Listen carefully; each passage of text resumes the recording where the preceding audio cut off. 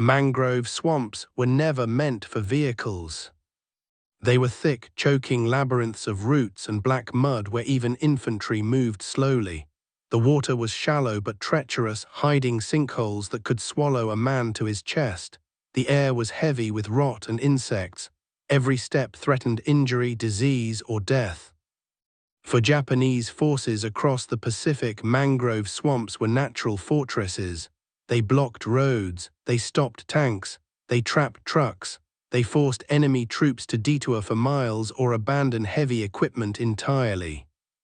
Japanese commanders trusted mangroves the way Europeans trusted rivers or mountains. And for a long time, they were right. American supply columns stopped at the swamp's edge. Artillery could not be hauled through. Medical evacuations stalled. Radios failed. Ammunition ran low. Entire offensives slowed or collapsed because mangroves stood in the way. Then something impossible began to happen. Japanese scouts reported hearing engines deep inside the swamp. At first, officers dismissed the reports as confusion. Engines could not move there. Even tracked vehicles bogged down. Jeeps, light-wheeled, fragile, were completely helpless in mangrove terrain. But the reports continued. American jeeps were appearing where no road existed. They crossed waterlogged routes. They rolled through knee-deep mud. They emerged behind Japanese positions that believed themselves unreachable. One Japanese officer wrote in disbelief, "American vehicles are moving through the swamp as if the ground has hardened." It hadn't. The Americans had done something else. The trick was not a new engine, not a new tire, not extra horsepower. It was a simple, almost absurd idea, one so unconventional that even American officers initially rejected it. And once it worked, it changed jungle warfare overnight. The first unit to attempt it was operating near a mangrove-choked estuary where Japanese forces had established a defensive screen. The only land route required a 12-mile detour. Boats were exposed to artillery fire. Infantry alone could cross, but without heavy weapons or supplies. The American unit was stuck. A young logistics officer stood at the edge of the swamp, watching water ripple between roots like tangled fingers. He watched men probe the ground with poles. He watched boots vanish into mud. He watched progress slow to nothing. Then he noticed something strange. Local laborers, islanders hired as guides, were dragging heavy crates across the swamp floor using crude platforms made of branches tied together. The platforms floated just enough, spreading weight so the crates didn't sink. The officer stared. A weight distribution. That was the key. Mangrove mud wasn't bottomless, it failed under pressure. Concentrated weight punched through, spread weight stayed on top. The Jeep didn't need more power. It needed less pressure per square inch. The idea sounded ridiculous when he presented it. Attach wide, flexible shoes to the Jeep's wheels, not metal tracks, not rigid plates, but flat, buoyant surfaces that would flex over roots and mud instead of cutting into them. Someone laughed and called it sandals for a Jeep. Another officer said it would tear off immediately. Someone else said it would get men killed. But the unit had no other option. They built the first prototype in one night, using scrap wood, canvas, rope, fuel drum metal cut into curved strips. The attachments were ugly, improvised, uneven. They bolted them to the Jeep's wheels just before dawn. The driver climbed in, heart pounding. Men stood ready to pull him out if the Jeep sank. Others held ropes tied to the bumper. The engine started. The jeep rolled forward. It reached the mangrove's edge and didn't sink. The tires compressed. The wide attachments flattened. The jeep settled but stayed afloat. Slowly, impossibly, it moved forward. Roots bent beneath it instead of spearing the undercarriage. Mud oozed upward but didn't swallow the wheels. Water rippled outward as the jeep crept deeper. Men stared in silence. Then someone shouted. It was working. The jeep crossed 30 yards. Then 50. Then 100. It reached the other side covered in mud and leaves, but intact. That single crossing shattered a belief that had shaped jungle warfare for years. Within days, more units copied the idea. Not from manuals, not from headquarters, from rumor. American soldiers began calling it swamp shoes. Japanese scouts began calling it something else. They called it the walking road. The effect was immediate and devastating. Jeeps carrying machine guns appeared behind positions that believed themselves protected by water and roots. Ammunition arrived where Japanese intelligence said resupply was impossible. Wounded men were evacuated in minutes instead of hours. And worst of all for Japanese commanders, American movement became unpredictable. Mangroves were supposed to anchor flanks. Now they were corridors. Japanese patrols found tire tracks where no vehicle should exist. They followed them into the swamp, only to lose them completely when the tracks disappeared beneath water. Some patrols walked straight into ambushes set up by jeep-mounted guns. Others reported vehicles rising out of the swamp behind them. Panic spread faster than understanding. One Japanese unit attempted to withdraw through mangroves to escape encirclement, only to run directly into American jeeps advancing from the opposite direction. The swamp had flipped sides. The Americans didn't just cross mangroves. They owned them. What made the trick so powerful was not speed. It was certainty. Japanese doctrine relied on knowing where vehicles could not go. That knowledge guided defensive layouts, supply dumps, artillery placement, and fallback routes. The swamp jeep erased that certainty completely. Commanders could no longer say, armor cannot approach from there. They could no longer say, supply columns cannot follow. They could no longer say, this flank is secure. Everything became exposed. The Americans refined the method rapidly. They adjusted attachment shapes. They experimented with canvas-wrapped frames. They added drainage holes. They learned how to angle wheels across routes instead of over them.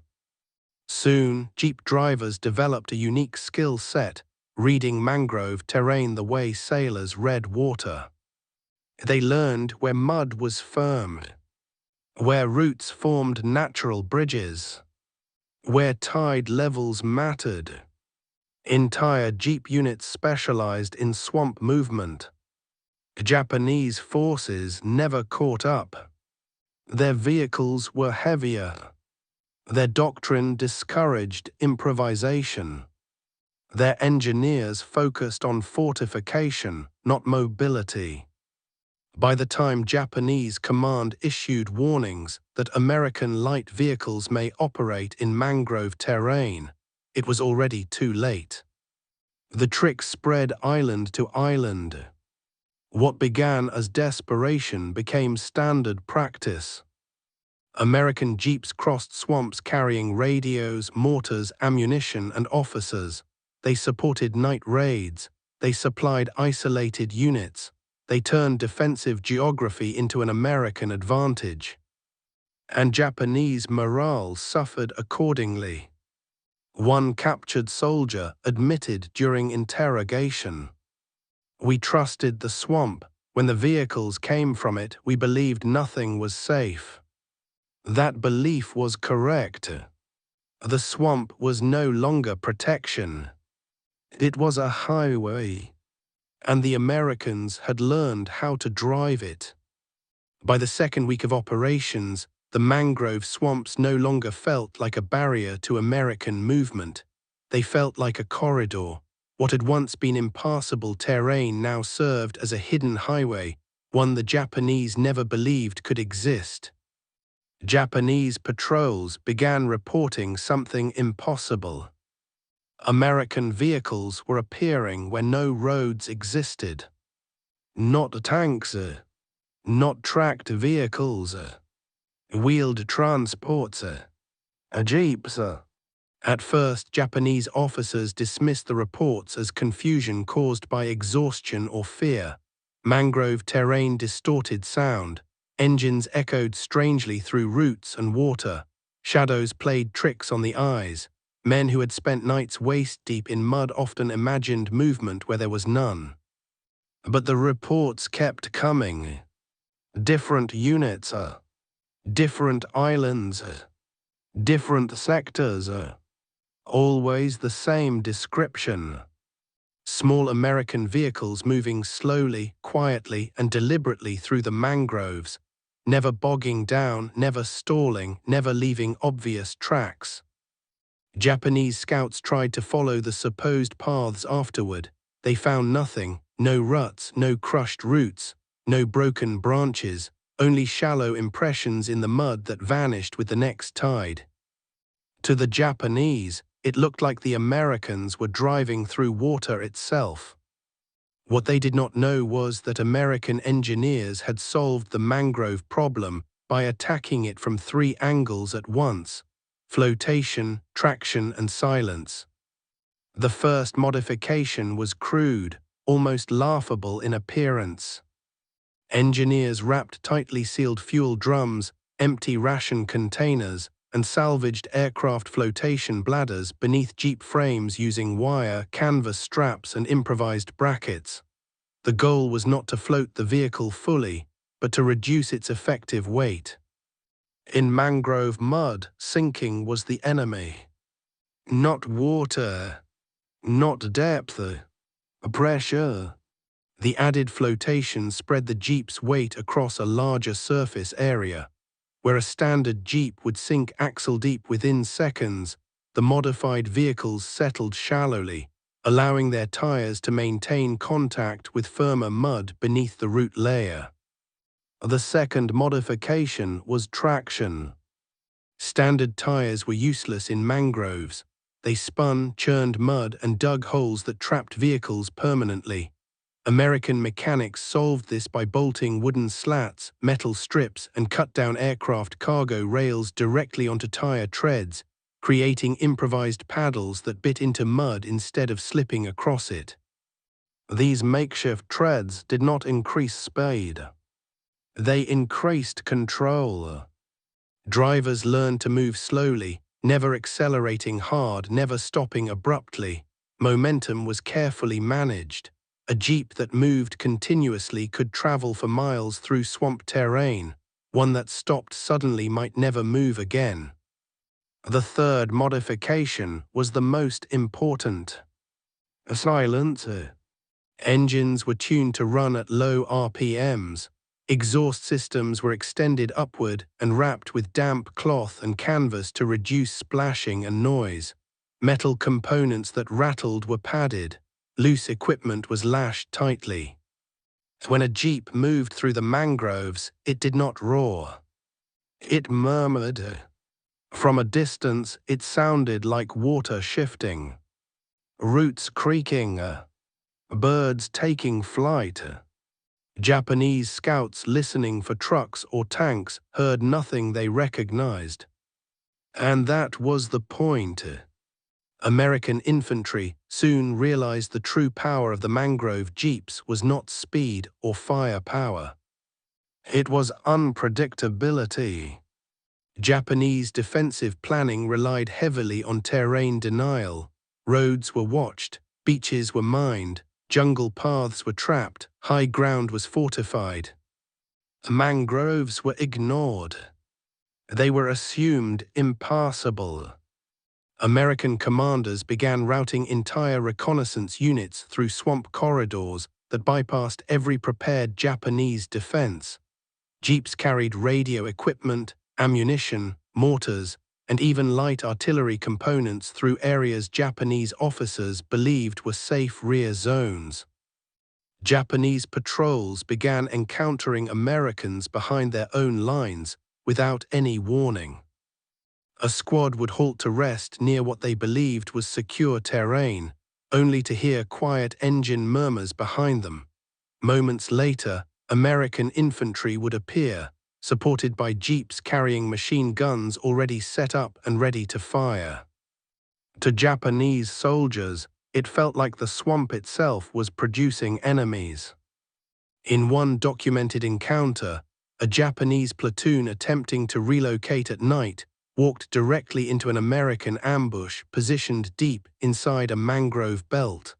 The ambush had been established hours earlier by jeeps that crossed the swamp silently under cover of tide movement. The platoon never realized how the Americans got there. They assumed they had been followed. They had not. By the third week, Japanese commanders began issuing orders warning troops not to rely on mangrove terrain for protection, but the warning came too late and lacked detail. They knew something was wrong. They did not know what. Attempts were made to counter the threat. Japanese units sent patrols into mangrove swamps to locate possible American vehicle routes. Most patrols returned exhausted and empty-handed. Mangroves erased evidence quickly. Tides smoothed tracks, routes shifted, mud reformed. Some patrols never returned at all.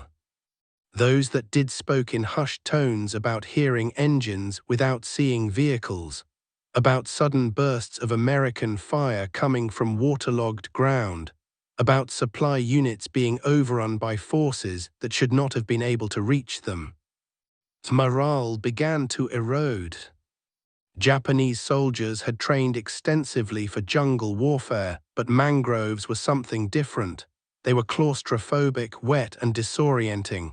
Visibility was limited, sound behaved unpredictably, movement was exhausting. Now, the Americans were using that environment against them. American jeep crews developed their own unwritten rules for swamp travel. Never move alone. Never stop in deep mud. Never drive straight if you can follow route lines. Never rush. Drivers learned to read the water like sailors. Slight ripples indicated firmer ground. Certain tree clusters marked stable route networks. Others meant deep sludge that could swallow a vehicle whole. Jeeps moved single file, spaced carefully so one vehicle could assist another if needed. Winches were mounted forward and backward. Tow cables were always attached before entering difficult sections. These were not reckless drives. They were calculated infiltrations. Japanese units began abandoning mangrove-adjacent supply caches entirely. They moved depots farther inland, where terrain was firmer, but doing so exposed them to other American attacks. Every adjustment they made opened another vulnerability. The jeep trick forced Japan into a strategic dilemma. Defend the coast and leave mangroves open. Defend inland routes and expose flanks. Defend both and spread forces too thin. American commanders exploited this relentlessly. In one operation, mangrove-capable jeeps delivered forward observers to positions previously unreachable. Within hours, Accurate artillery fire began falling on Japanese strongpoints that had never been targeted before. Japanese officers believed their artillery positions were safe. They were wrong. The observers had arrived by swamp. As word spread, Japanese soldiers began avoiding mangrove areas entirely, especially at night. Units refused to bivouac near swamp edges. Patrol routes were altered, often lengthened dangerously, to avoid what men now called American water roads. The psychological effect was profound. The swamp was no longer neutral ground. It was enemy-controlled territory. American jeep crews rarely fired their weapons during swamp movements. They did not need to. Their greatest weapon was surprise. A jeep emerging quietly from mangroves at dawn carried more terror than artillery. By the time Japanese forces fully understood what was happening, American doctrine had already shifted. Mangrove jeep routes were incorporated into official planning maps. Engineers refined flotation systems. Tire modifications became standardized within certain units. What began as a field improvisation became an operational capability. And the Japanese never recovered from the shock. They had built their defenses, assuming the terrain would fight for them. Instead, the terrain betrayed them. By the time the American jeep units reached the deepest mangrove belts, Japanese forces were no longer reacting logically. The jungle had already been rewritten in their minds. What they were seeing no longer matched what their training told them was possible. Mangroves were supposed to be absolute barriers. Roots rose from black water like spears. Mud swallowed men whole. Vehicles sank within seconds. Even foot movement was exhausting and slow. Japanese patrols had learned to treat these zones as natural minefields, areas the enemy simply could not cross. But now, jeep tracks were appearing where no tracks should exist. Not wide, not clear. Just faint, broken impressions between roots and waterlogged earth. Japanese scouts reported them cautiously at first. Officers dismissed the sightings as mistakes, animal paths, or panic-induced hallucinations, but the reports continued, and then came the encounters.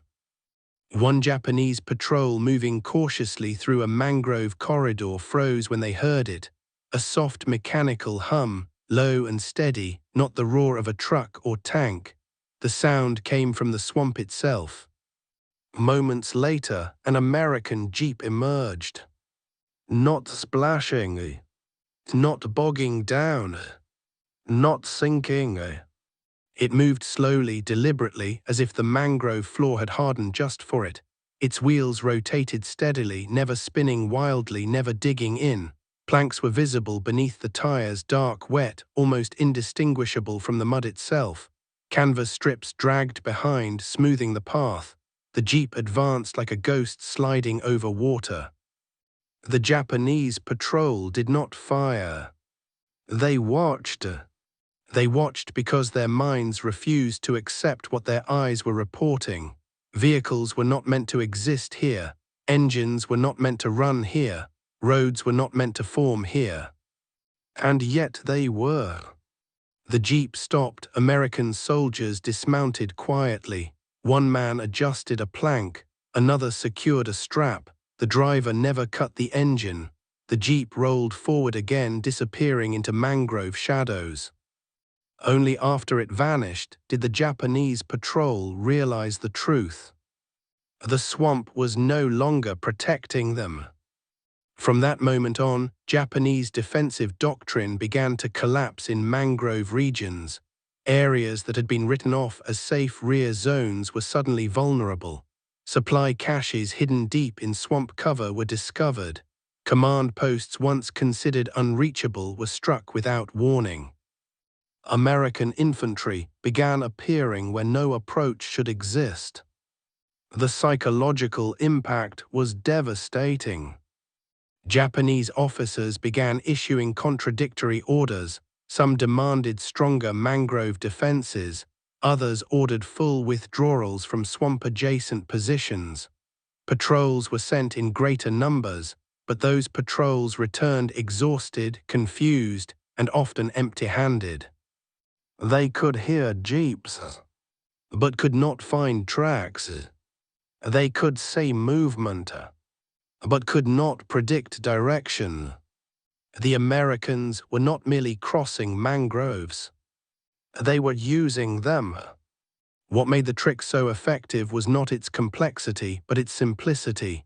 The planks were cut from local timber, the canvas was salvaged, the rope was standard issue, nothing about the modification was sophisticated. It was field-expedient engineering born from necessity and observation. American drivers learned quickly, they memorized pressure points, they learned when to pause and let water settle, they learned how to steer gently between root clusters, they learned that speed was the enemy, but momentum, carefully managed, was survival. Entire jeep sections were retrained in days. Soon, mangrove crossings became routine. At night, the effect was even worse for Japanese forces. The swamp distorted sound, engines echoed unpredictably. One jeep could sound like three could sound like 10. The mangroves amplified confusion while hiding movement. Japanese units fired blindly into dark water, wasting ammunition on shadows and reflections. Others froze entirely, unwilling to reveal their positions to enemies who could appear from any direction. One Japanese officer wrote in his after-action report, "The Americans have learned how to drive on water." That sentence traveled up the chain of command, reaching higher headquarters. Engineers scoffed. Intelligence officers questioned it. Commanders debated whether the report was exaggeration. But field evidence kept arriving. Captured maps showed American approach routes cutting directly through mangrove zones previously marked as impassable. Patrol logs mentioned jeep sightings deep in swamp interiors. Wounded soldiers described being attacked from directions that had no roads, no paths, no clear ground. The trick had erased the concept of rear areas. In one operation, an American unit used mangrove jeep movement to bypass an entire Japanese defensive line. While the Japanese waited for a frontal assault that never came, jeeps emerged behind them at dawn, unloading infantry and machine guns into command positions. The defenders collapsed within minutes, not because they were weak, but because they had been outflanked by terrain they trusted. As the campaign continued, Japanese troops began abandoning mangrove-adjacent positions altogether. They pulled back to higher ground, leaving supply depots, observation posts, and fallback zones behind. American commanders noticed the pattern.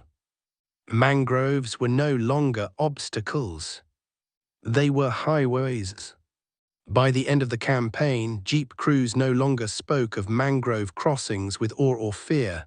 It was simply another route, another option, another advantage. But among Japanese veterans, the memory lingered. Years later, survivors would still describe the moment their certainty broke, not when artillery struck, not when air power arrived, but when engines moved where engines should not exist. One veteran summarized it simply: "When the enemy drives through the swamp, there is no safe place left." The crazy trick did not win the war by itself, but it did something equally important. It destroyed assumptions. And once assumptions die in war, collapse follows quickly. The mangrove, once an ally, had betrayed them. And the jeep, small, light, unremarkable, had rewritten the battlefield.